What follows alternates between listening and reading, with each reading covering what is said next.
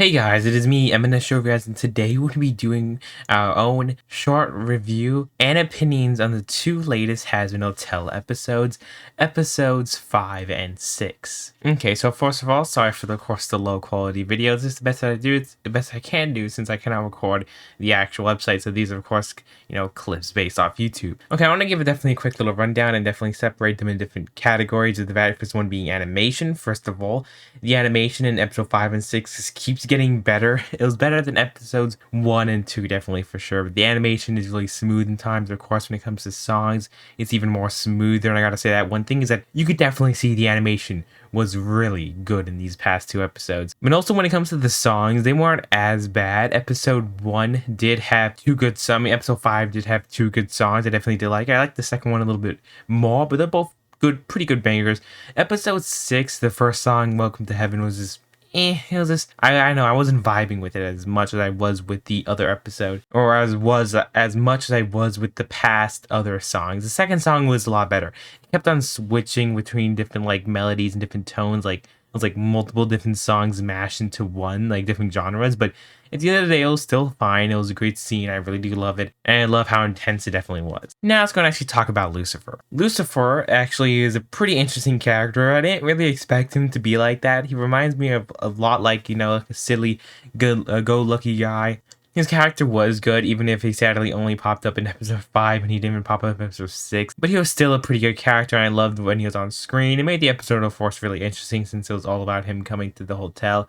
And yes, it was a pretty good, interesting character. I loved the entire dynamic between Alistair and, of course, Lucifer. I just love how they're both competing to be Charlie's dad, but also talking about one thing within Alistair, this whole entire scene was definitely one of the most biggest, and I think, in my opinion, most revealing scenes, of course, showing that Alistair is also on a chain and has made a deal with someone, with everybody making theory that, of course, it's a Lilith. I do think that is true with all the different theories going on, but it definitely would be interesting if it was like, someone else. But it's really interesting to see that. Moving on to episode 2, it's really cool to see, new characters like Shari Bomb popping up for the first time, even though she was in the pilot. But, it's the first time popping up in an actual show. Seeing Sir Pretentious, I think I said his name wrong, and kind of like flirt and be with Shari Bomb was also really cool. I did like the whole side plot. But the main juicy story is, of course, it's a new character, which I did not remember her name since she just popped up and was new. And also, of course, actually seeing Heaven for the first time was pretty cool. Also, we learned that the whole extermination angels actually wear a mask, and that's not their actual face, which is of course pretty cool. And also Adam popped up, which is pretty funny since he was really good in episode 1. But then we learned some big truth.